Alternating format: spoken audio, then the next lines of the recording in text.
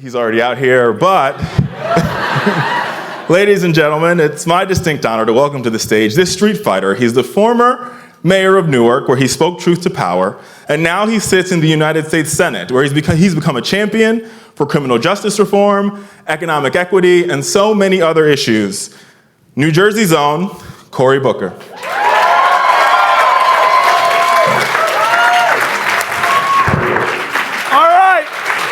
All right, please sit down.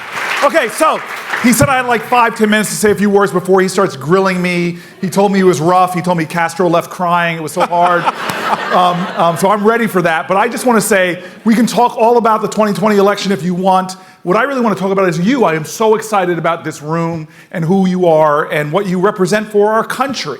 And if I can do anything, it's just to tell you about myself and where I was when I started my time as a young leader in Newark, New Jersey. Now, I know my history. I actually am standing here today because a bunch of activists 50 years ago that fought to allow my parents to be the first black family to move into an all-white town. It was a real estate sting, white couple posing as my parents, my father trying to do a closing, getting attacked by the real estate agent, all this rigmarole until we moved into this incredible town called Harrington Park, New Jersey, as the first black family, as my father used to call us, the 4 raisins and a tub of sweet vanilla ice cream.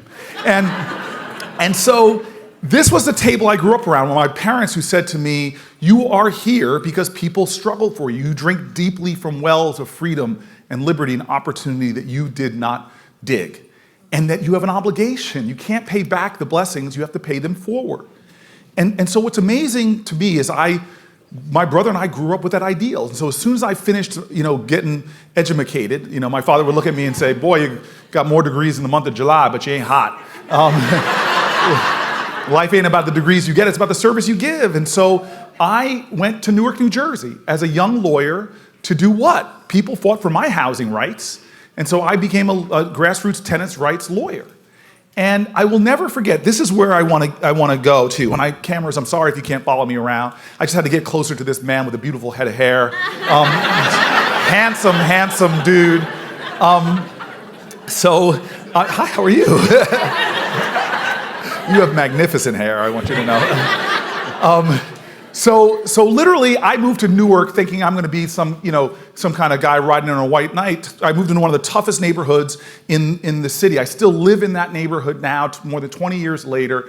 But when I first moved there, I was overwhelmed by the challenges. This was the mid-90s. Central Ward of Newark had parts that were really off the hook. When I was moving my stuff in, I came back to my car, my stuff was stolen. It's the first time I regularly heard shootings in the neighborhood. And I was overwhelmed. I was across the street from the projects. And I still had this sort of young Yale Law School arrogance. And I remember going to the tenant president of these buildings, knocking on her door, and she's like, who is it? And I opened the door and I said, well, ma'am, I'm Cory Booker. I'm from Yale Law School. And I'm here to help you. And she has this look on her face like you need some help. And she did something to me in our early hours where she brought me down to Martin Luther King Boulevard and said, hey, tell me what you see around you. I'm like, what do you mean? She goes, if you want to help me, you got to tell me what you see around you. And so I said, okay, I see the projects, crack house. I went through and just described the neighborhood just like I described it to you. And the more I talked, the more upset she looked. And finally she's like, you can't help me. And she walks away, leaving me there on the street. And I'm like confused, so I run after her, sort of grab her from behind really respectfully, and and I say to her, ma'am, what are you talking about? And she's shorter than me, she gets up in my face and she says, boy, you need to understand something. The world you see outside of you is a reflection of what you have inside of you. And if you come up in my neighborhood and all you see is problems and darkness and despair, that's all there's ever gonna be, and you can't help me. But if you're one of these people who every time you open your eyes, you see possibility, you see hope, you see beauty, you see love, you see the face of God, then you can be one of these people that helps me. And she walks away, leaving me there at the start of my career, looking at my shoes, thinking to myself, okay, grasshopper, and thus endeth the lesson. I want everybody in this room to know I have taken huge risks in my life, challenging things, threw myself in. But the first thing that I learned on the very first days of being a young new leader in a community is you need to see the value, the beauty, and the love of all God's children. And if you can't lead the people if you don't love the people. And I'm gonna tell you right now, we are at this terrible point in America where people mistake wealth with worth, where people who mistake celebrity and significance, popularity and purpose. We have this contortion of values where we are now losing those human connections that create kind of the community power that actually makes change. And these platforms that we have, sometimes you have to understand, I used to be the Twitter mayor, but I go on Twitter right now and the toxicity is really painful. I know a lot of them are bots, but a lot of them are us. What you say about other people is more of a reflection of who you are than who they are. And I don't care if they vote different than you, or I'm sorry, I just grew up with a value that's evident in every single religion, even non-religious, morally oriented, ethical cultures, atheist cultures, which is, hey, love your neighbor. Patriotism is love of country, and you can't love your country unless you love your fellow countrymen and women. And so I'm gonna jump up on this stage and let my man, who, by the way, you know, look what he's did to me. He's just dressing all pretty and everything. He's got the pocket square, the socks. I'm not fooling I mean, with he's just you. making me look bad. I'm not fooling with you. I'm not fooling with you. So I just want to say this in closing. Do not underestimate that we are at a moral crossroads in America. And don't try to blame it all on one guy in one office. These challenges we had, come to my neighborhood where I still live.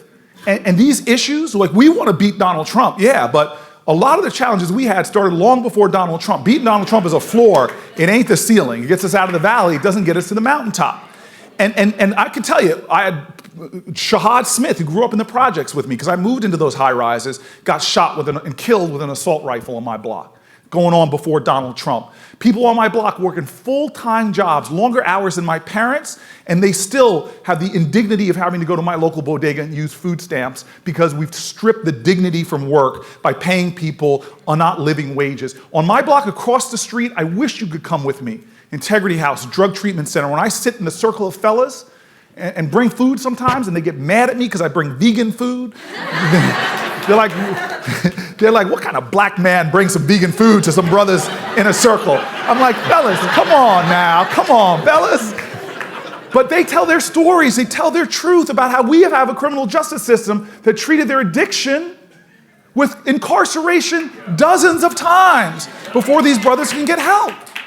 And so I just want you to know these things were going on before Donald Trump. He is a symptom of a deeper problem that speaks to the moral point we're in. And I'm campaigning to let people know. I want you all to know about my policy issues, which I'm sure we're going to talk about. But this is going to be an election where we need all of us to understand that this is a moral election, and we need the values and the leadership that can have in our country a revival of civic grace, a more courageous empathy, a more radical love. Because that's what we saw in the civil rights movement. They didn't beat demagogues back then they didn't beat Bull Connor by bringing bigger fire hoses and by bringing bigger dogs. These artists of activism called to the moral imagination of a nation, called to the conscience of a country, and challenged everybody sitting comfortably on the sidelines to understand that that was a moral moment. And suddenly you saw black folk and white folk, Christians and Jews, joining together in coalitions that overcame Jim Crow and advanced our nation. That's where we are right now. And you all, I believe, this is we don't need a savior. We're not looking for a presidential candidate to save us. We are the leaders that we need. And you all are going to be the ones that call to the moral imagination of a country in our era. So thank you. Thank you all.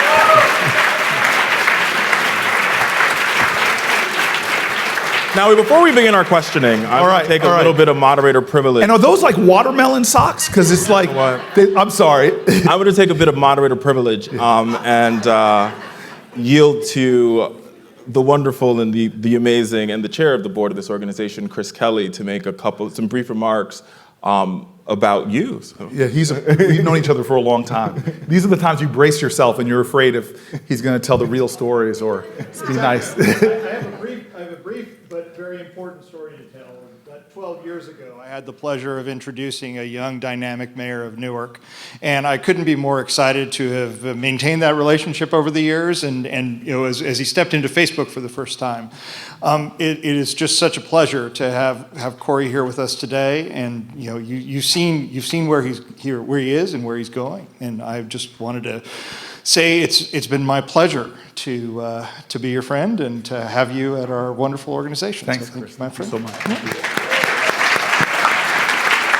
So my first question, so we saw this week, not only at the House Committee and the Senate Judiciary Committee, but we also saw the FBI Director, Chris Wray, make it very clear that in this upcoming election, that not only the Russians, the Iranians, and other countries will try to interfere with our democracy. One, as a sitting senator, and two, as President of the United States, what will you do to ensure that our democracy is not infringed upon by foreign entities? So as a senator, there are bipartisan bills that are bubbling up in the Senate that we have one person, Mitch McConnell, that says we don't need to vote on those bills and not allowing them to go to the floor. And so for me, I'm going to continue to do everything I can from my position. But what I think all Americans have to understand, that change does not come from Washington. It comes to Washington. It wasn't a bunch of fellas on the Senate floor in the 1900s that said, hey fellas, guess what? We should give women the right to vote, right? Yeah, okay, ready, break. No, that's not, it wasn't like Strom Thurmond coming to the Senate floor and saying, I've seen the light, those Negro people should have some rights. No, the reality is that we are making change because community people demand it. And so one thing I have to ask is, we are in a real crisis. If you I've talked to peers of mine in Latvia, Estonia, in countries in Europe that have been seeing this for over a decade.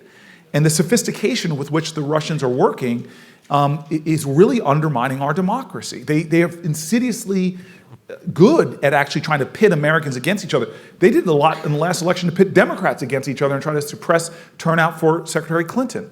So I'm going to do everything I can fight from my position, but if this is an issue that you care about, and you're doing nothing about it, not calling Congress, not taking some action to force this issue, then to me, as King said eloquently, that we must repent not just for the vitriolic words and violent actions of the bad people, but the silence and the inaction of the good people.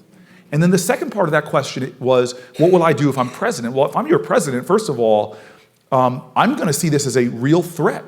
I mean, Gorbachev said back when the Soviet Union was trying to destroy us, is they said that we are going to beat you from within. In other words, your society will collapse and ours will rise. Now, we didn't see that happen then, but what the Russians are doing now is they're trying to cause a corrosion within by, again, fueling and stoking that hate and that vitriol. And we know from another president once said the house divided can't stand.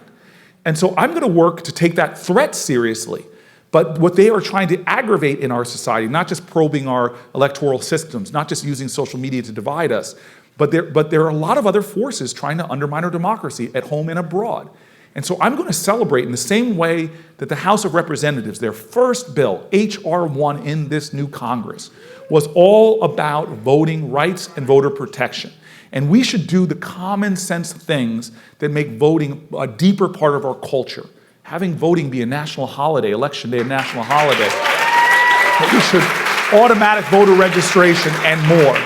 I know the sacrosanct element of our society has got to be voting, and what you see right now with people trying to do things to suppress the vote, both at home and abroad, are so counter to all our principles and shared values. I will fight against that, and I believe we will win. So our first question comes from the great state of Georgia, from Charisse Price. Charisse? Hi, Charisse. Yeah, Charisse, where could you be specific about where in Georgia? She's going to tell you. I live in Atlanta, Georgia. Okay, Charisse, you know my parents lived there for like 20 years. Really? Yeah, out by the Perimeter Mall. Okay. I can tell you more about that Cheesecake Factory in that mall. All right. Awesome. Not that my mama's cooking wasn't great, but we did go to that Cheesecake Factory. At least 23 of my pounds. It's very good. Yes. I understand. My name is Charisse Price. I'm a supplier diversity professional based in Atlanta, as I mentioned. I'm also the chair of the Senior Volunteer Board for NLC. And my question is about millennials, since most of us are millennials in here. Considering that the millennial generation has the least opportunity for upward mobility probably in our nation's history, as president, what would you do to help us? Well, I have a baby boomer's body and a millennial soul. Thank you very much. Thank you very much. So imagine we are at this moment in American history where the baby boomers, 95% of them did better economically than their parents. And now that has gone down. For millennials, it is a coin toss. And what's even more painful is if you segregate that by geography, it's only a certain geography where you see it 50-50. Other geographies, like where we are right now in Iowa, it's worse than that. And so we have an urgency to make the promise of America real for everybody. And that means focusing back on creating an opportunity economy. And a lot of my policies are all about that. Whether it's my baby bonds legislation, what's that? It's by an American right, every child should have an interest-bearing savings account created for them at their birth with $1,000 deposited. Now, for those people who say, oh, well, that's money being given away, no. We give away money right now to people with wealth to create more wealth. Hey, and I support some of this. Interest deduction on your mortgage. That's for people that have the money to buy a house to get more of a deduction to make it more affordable. We shift $600 billion of our tax code, more than that, up to the wealthiest. We should do something to target an opportunity for everybody. And every year that child lived, up to their 18th birthday, they would get up to $2,000 deposited in their account for the lowest income kids. 20% of our kids born in poverty, we'd have about 20% of our kids, being time they're 18, they'd have upwards of $50,000. Now that gives them an opportunity to create wealth, to invest in a college education, to do things like buy a home or start a business. A lot of my plans are focusing on shifting back towards an opportunity economy that works for everybody. And as an African-American woman who works on supplier diversity, I want to say something about that as well. I got to the United States Senate, and I'm only the 4th elected African-American in the history of our country. And I walked into that Senate, and I'm like, oh my God. This is the least diverse place I've ever seen. And I couldn't believe everything from the pension funds. You know this is a great way to create money, people who manage those pension funds.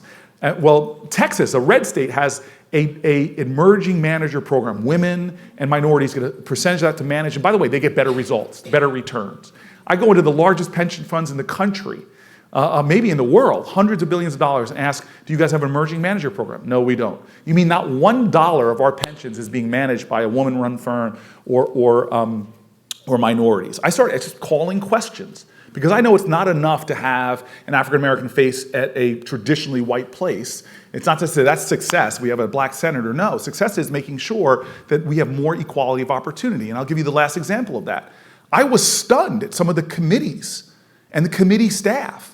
How could they have a judiciary committee that I couldn't find an African-American face in that whole committee and committee staff? And these are folks that are making criminal justice policy that disproportionately affects African-Americans. So again, what did I do with my position? I called the question. And I went to Chuck Schumer, and God bless him, he said, you're right. We're going to have the Rooney Rule for congressional staffs, for Senate staffs, that they have to look for, just like we see in the NFL, they have to interview minorities and women. And then we're also going to do this, because if those of you were managers like I was, he said, we're going to force the Democratic senators to publish their diversity statistics. It's a very simple thing on accountability. And guess what people did when they start looking at the numbers? They're like, oh my God, we have no Latinos in positions of power. No women not enough women are chiefs of staff. And since I've pushed for that change, guess what we're seeing now? The rates of women and minorities hiring and in positions of significance going up. So I just want you to know who I am. I'm a United States Senator who comes from a mom who had a job like you. With IBM, she was in HR and she worked on issues of diversity and inclusion. And if I am president of the United States, I know something. If we have disproportionate poverty in certain areas, that hurts all of America because only 9 out of 100 poor kids goes on to college. But if you elevate the wealth of those families by paying a living wage, radical things like that, you actually are going to increase the chance for that child to nurture their genius and make a contribution that benefits us all. I would be focused on these issues and drive real policy and management changes that help your government and all their contracting reflect this country and the wealth that we have and the diversity of our people. So you touched on criminal justice for a second. And I think that's a good segue to the next question. So for the next question, I want to turn to DeAndre from Detroit. DeAndre? All right, DeAndre. All right, DeAndre, I got to keep dropping my connections now. My mom was born in Detroit. Okay. And let me tell you, my grandfather moved from Louisiana and got a job as a UAW worker on the assembly lines in Ford. Detroit is the city that got my family out of deep poverty. Perfect. All right. Happy to and, hear that. and did you know there's I think it's like a debate going on there next week? Something like that? Something's happening there. And I'm happy it's going to be home court advantage for me. All right, so like you said, my name is DeAndre. He's like, yeah, whatever. Let me ask my question. He's like, yeah, all right. No. We look forward to having you in Detroit next week. Thank you very much. Thank you very much. So I serve as the chapter director for NLC Detroit. I'm also a policy analyst. I'm sorry, the what director? Chapter director. Chapter director. I thought you said chaplain director. I was about to say, God bless you for being the chaplain of this organization. And I'm also, it feels like it sometimes. And I'm also the policy analyst for Detroit City Councilman James Tate as well. All right. So as Rick said, the shooting of unarmed citizens, particularly African-American men, by law enforcement officers continues to be a growing concern among Americans that threatens to fundamentally undermine the integrity of our criminal justice system. And that threat is exacerbated when law enforcement professionals appear to operate with impunity while the families and victims are left with no closure or justice. So the question is, what will your administration do to address the issue of gun violence and the use of deadly force among law enforcement officers to ensure that those officers who harm innocent or unarmed individuals are held accountable for their actions? So, look, I hope that when you talk to presidential candidates, I said this in front of the Urban League very pointedly. I said, don't let folks come in here and tell you now what they're going to do should they become president, who have 10, 20 years in public life. What have you been doing about these pressing issues already? And I worry that the box-checking exercise, now people just want to call Donald Trump a racist and get some kind of red baggage of courage for that, when what have you been doing for decades to address systematic institutional racism and the kind of things that disproportionately affect communities of color? And so this is a really difficult issue that I struggled with when I was mayor and learned the hard way that there are actually real changes we could make if we drive that ship. And the first thing was just collecting data. I didn't know until the data in my city was sufficiently analyzed that we had real serious issues with the use of force, and even more so with just disproportionate stops of African Americans. We were a majority African American city, but the data showed us that we could do a lot more. And we actually ended up working with the ACLU to create some of the best national standard setting, really, transparency and data analysis. When I became a senator, I said, we need to talk about police accountability. And the first thing, we don't even aggregate the data and collect the data on police-involved uses of force and police-involved shootings. And so this has got to be, we cannot have safe, strong neighborhoods if we still have a reality in America like we have right now, where people of color are disproportionately victims of police misconduct. And we don't even have a way of holding police officers accountable because we aren't measuring it. And so as a senator, I've taken on and introduced legislation to address these issues. Everything from body cameras all the way to collecting, aggregating data so we can have data transparency into what's happening and people can hold police officers to account. And the last thing I want to say about this is from a guy who knows the fear as a young black man of being followed and the terror of having your parents sit down with you and with not playing and have to tell you what you do when you get pulled over by a police officer.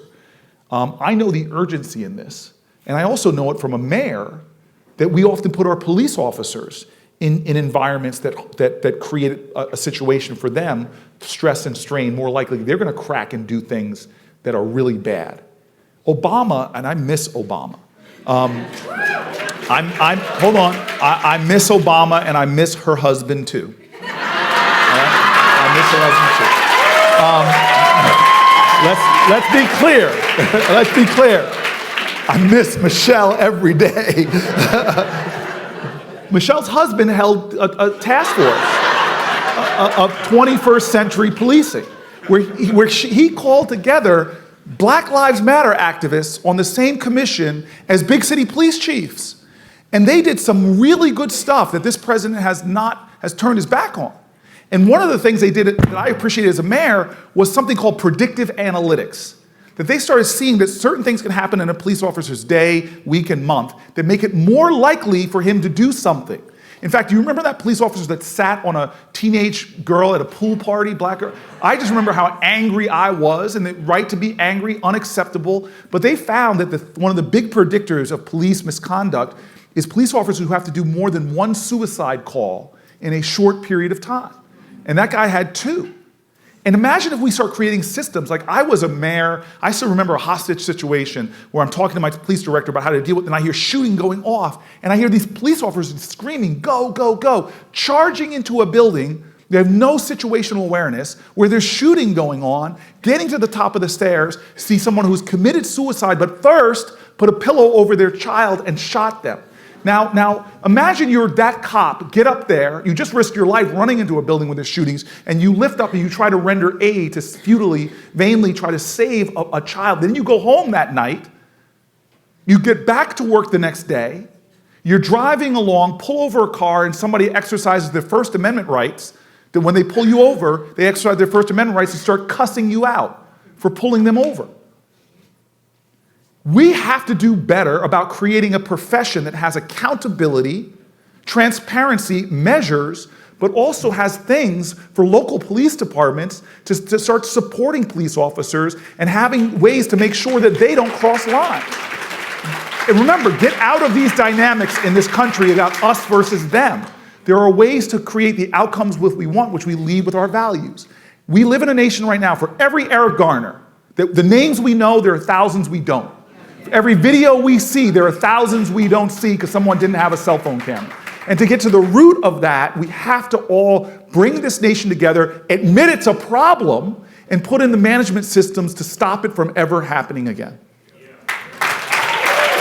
So, speaking about your time as mayor and your time as senator and talking about policy, I want to turn to education. So to turn to education, I want to turn to, in the audience, to a member of our New Leaders Board of Directors and somebody who's also from the Tallahassee chapter in Florida, Joy Dixon. Joy? Troy, I got to play my connections now. Okay. On Tallahassee. Yes.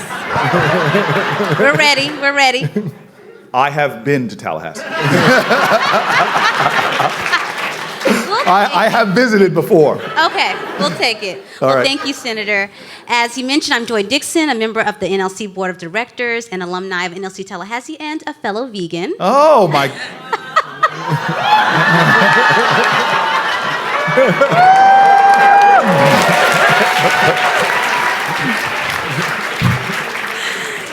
So my question is... Vegan love. Yes. Charter schools are an issue that divide the left. Yes. So what is your take on publicly funded charter schools, and how are they hurting or helping communities? I'm so happy you asked that question because it's a lightning rod. You think it's only 3% of American schools, but it's a lightning rod for controversy on our side of the aisle. So let me just put it plain. I'm a public education guy and believe that that is the pathway to our democracy being successful. But imagine me now, I'm living in these high-rise projects in Newark, and I see the anguish of parents who live in a system where our schools were under state takeover. They knew that their schools were not serving their kids' genius. And a lot of my residents try to think of all kind of ways to find good schools. They would even use fake addresses in suburban towns, and those towns hire private investigators to follow around black kids to see where they go home to. And so the desperation in my community made me, by the time I became mayor, I said, enough. I don't even have formal authority over our schools, but I am taking responsibility for driving the success of our. So what I did is simply this. We had charter schools, we had magnet schools, we had traditional district schools. For a guy trying to solve this local problem, I just said 2 things. One is the teaching profession is being really hurt. And 2 is we have good schools that are serving my kids and ones that aren't. And so we went after the schools that weren't. We just said, you can't continue. And that meant closing charter schools. It meant also talking to some of the public schools that had been so bad that every parent that could figure out a way to get out, got out, and enrollment was down to like 50%. And we just said, look, that school's 2 blocks away from another public school that's working. Let's just combine those schools and revamp the culture. We expanded high-performing charter schools. We expanded our magnet schools. We invited colleges in to run on some of our traditional public schools that are having incredible results. So now, I took responsibility for a problem that political people warned me not to take, and guess what, where we are now? Newark, New Jersey has seen over a 30% increase in graduation rates, double-digit percentage in reading and math, and now we're the #1 school in America for beat the odds schools. Kids in high poverty go on to high performance. I am so proud, and I'll tell you, to anybody in my party that wants to come after schools that are working in my community for low-income black and brown people, you're gonna have to come through me first. But I will tell you, I'm the guy that was endorsed by my state's largest teachers union twice. Because as I said, there are some local communities that find local ways to get things done. But my teachers union knew that I fought against charter schools opening in some communities. I mean, the idea that you would open a charter school in a rural area where there's one school and you're gonna drain money from that and tank that. I look at what your state is doing, not yours, but Iowa. They have schemes in this state where they're trying to privatize education, which would lead to more segregation. They're not investing in schools. Enough of that. If I am president of the United States, which I plan to be, I'm gonna, #1, do what worked in Newark. The first thing we did in Newark was increase teacher salaries. And we have to do that. But I'm gonna go further. I'm gonna forgive debt for people in those public schools, teachers, nurses, all those folks who wanna make a commitment to my kids. If a hedge fund worker pays a lower percentage of their salary in taxes than a public school teacher, we have a problem. And I'm gonna make sure we change that. But then #2, on the federal level, we need to do things to support public schools and make them work. And the next thing that we're gonna do, which may not, some people here will know what I mean because you know the importance of it, others may not understand, but we will fully fund, from the federal level, special education in America. And that will drive so much money. It will drive so much money to especially low-income districts who have a higher concentration of special needs kids. So I'm gonna look at our schools and say, I'm a public education person. Every kid in this country, no matter what zip code, should have a right to a great public education. I'm not gonna dictate to a city like Newark or a rural community, to local leaders what they should do, but I'm gonna fight against Republican schemes to privatize our schools in ways that hurt low-income kids, and I'm gonna elevate the teaching profession and fund schools. And the last thing I wanna say to you, which is very important to me, because again, you see the difference from the Obama administration to the Trump administration, is you saw the Obama administration standing up and boldly saying things like, I'm going to protect LGBTQ kids from harassment and bullying. I'm going to end the school to prison pipeline. I'm going to make sure my Department of Education and my Justice Department does the things to make sure that we don't see segregation of schools or violations of children's rights. That is really important. And then the last thing that I just want to challenge everybody in this room, because I know y'all have heard these presidential candidates that want to tell you about free college and a lot of these other things. Our competitors are smart, because they understand that, hey, in a global knowledge-based society, we need to be removing barriers to education and empowering our children. But where we are looking at K-12, they out-invest us, they out-support teachers than us. But where they do something different than we do, we have to start talking about it more openly and forcefully. The first thing is they believe in something radical in our competitor nations, really radical. I'm not sure if everybody believes in this, but the radical things that other countries believe in, it's this thing called science. And what they realize is that brain development most happens between the second, third trimester and the third or fourth year. Before we in our country start talking about education, having kids come to kindergarten in the first grade already behind. We lead developed nations. They have universal prenatal care. We lead developed nations in maternal mortality, infant mortality, birth complications. Enough of that under my leadership. We're gonna make sure that every parent, every pregnant woman has access to prenatal care, and even things like, for low-income women, doula care, because it lowers, then we're gonna make sure, as that newborn baby, we're gonna support nurse-family partnerships, we're gonna support universal preschool, we're gonna support paid family leave, because every one of our competitors does that. And then when our kids get through K-12, I've already told you what we're gonna do those years, but we have to stop using an 19th century model for a 21st century economy. In a 18th century, 19th century model, you needed a high school education to be successful. And that's why we had free public education through the 12th grade. Enough of that. We need to have free community college, because now for the jobs of the 21st century, you need an array of skills, from advanced manufacturing to other things. And this is why I want to end on this. Why are other countries blowing past us on apprenticeship programs? Only about a third of our country kids going to graduate from college. And by the way, the jobs of the 21st century don't necessitate the degrees that I have: history, sociology, and political science. That's why my dad's like, boy, you got more degrees in the month of July, but you ain't hot. We need to make sure we're preparing kids, and often that's not a four-year college. It's everything from advanced manufacturing, programming, nursing, the jobs that are actually there. We need an economy that has an education system that's built for every one of our children, and I will lead that as president. So staying on education for just a second. So you mentioned, funding IDEA, which is the disabilities law. Yes. Right. So what we saw happen this year and last year is educators especially in poor communities, walk out the classroom, both in Oklahoma, in North Carolina, in Denver, Colorado, in Los Angeles, in West Virginia. Educators walked out because the classrooms weren't adequately funded, right? And they're asking for funding for Title I, which is money that goes to poor kids. There's a bill currently moving in the in the Senate and the House, the Keep Our PAC Act. Will you co-sponsor the bill to fund poor kids and them getting the extra help that they need and the support they need? And what will you do as president to ensure that educators don't have to walk out the classroom so they get the resources that they need? Well, two things I've already said. First of all, just know I am the only United States senator, the only person in this presidential race that lives in a community below the poverty line. I got into politics to serve that community, so anything that's going to benefit low-income kids from poor families, I will either lead, co-sponsor, or support. And so that's an easy thing. That's my orientation to the world. And then the second thing is, again, I'm not even playing with this. I can do this through reconciliation. I don't even need 60 votes in the Senate.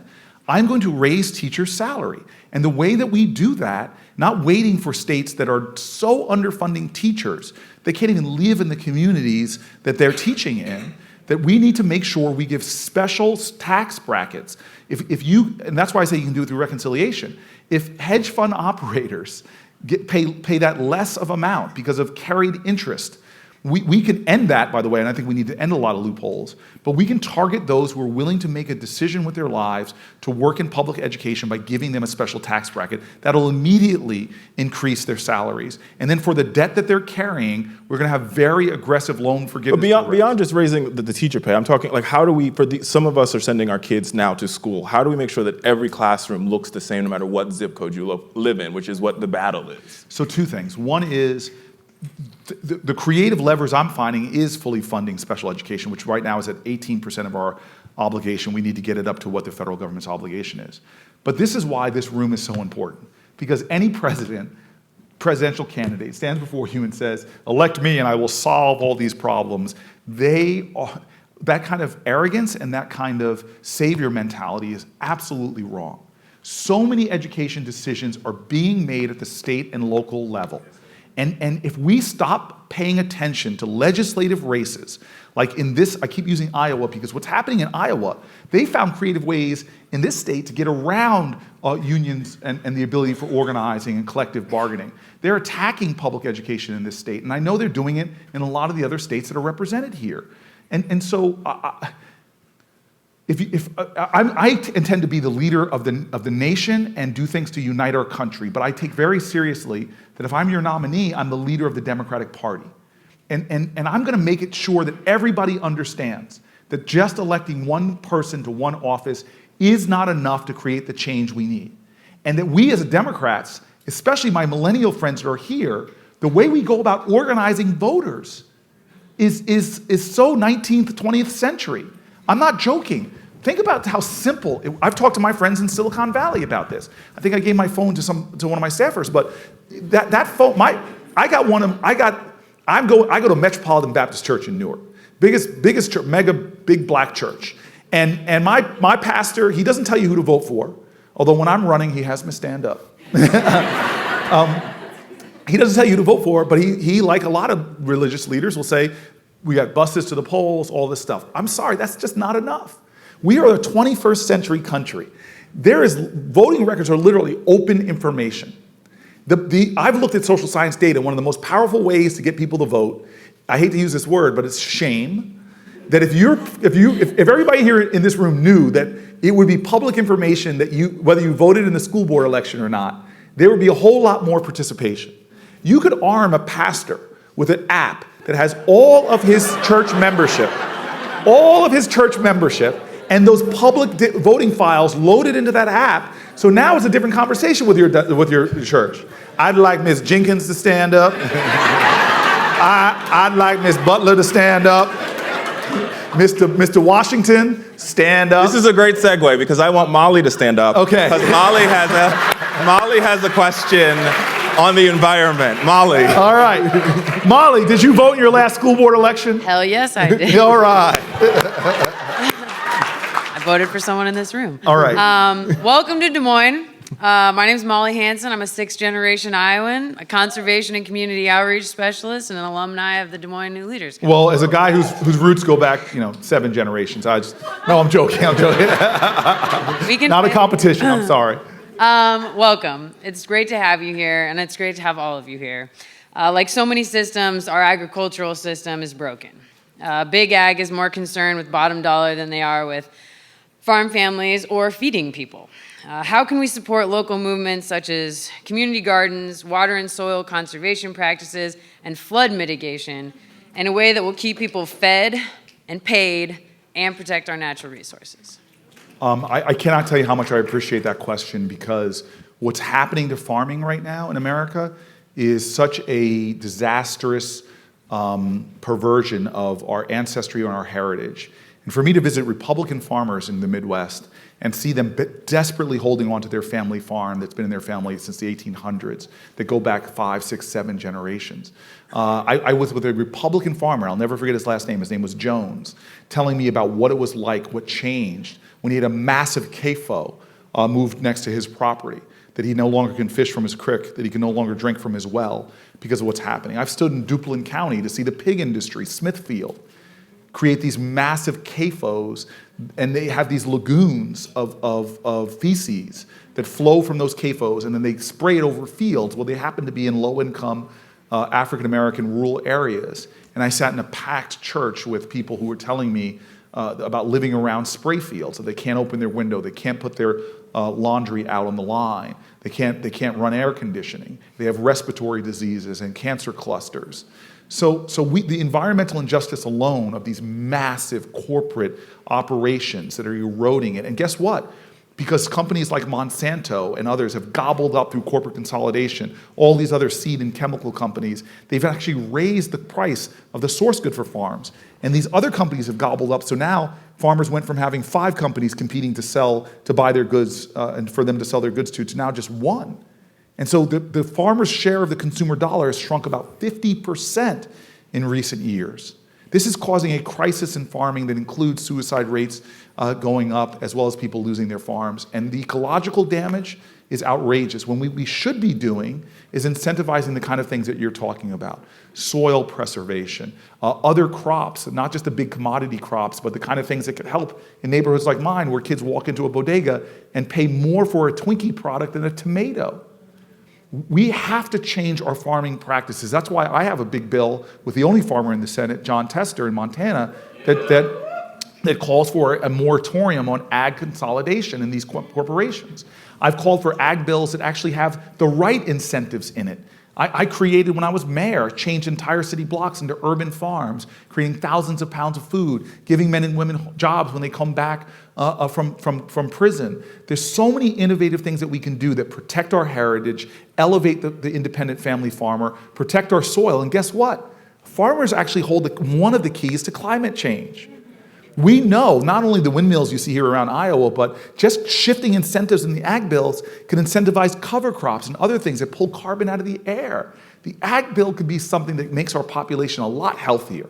that creates more supports for organic farmers, soil preservers, small family farms. It can deal with climate change, and the exciting thing for me, it actually could help grow rural economies better in a way that's sustainable over the long haul. This is change I am committed to because a broken food system in the Midwest creates broken outcomes all across our country, and we need to change it.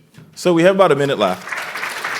So I thought we'd do some lightning rounds. These are one-word answers. Oh, that's scary, man. Yeah. That's like, dear Hey, God. last Okay. concert you went to? The last concert I went to, God. No, hold on, I'm gonna remember this. I was literally, this is the wonderful thing in my life. I was texting. One word.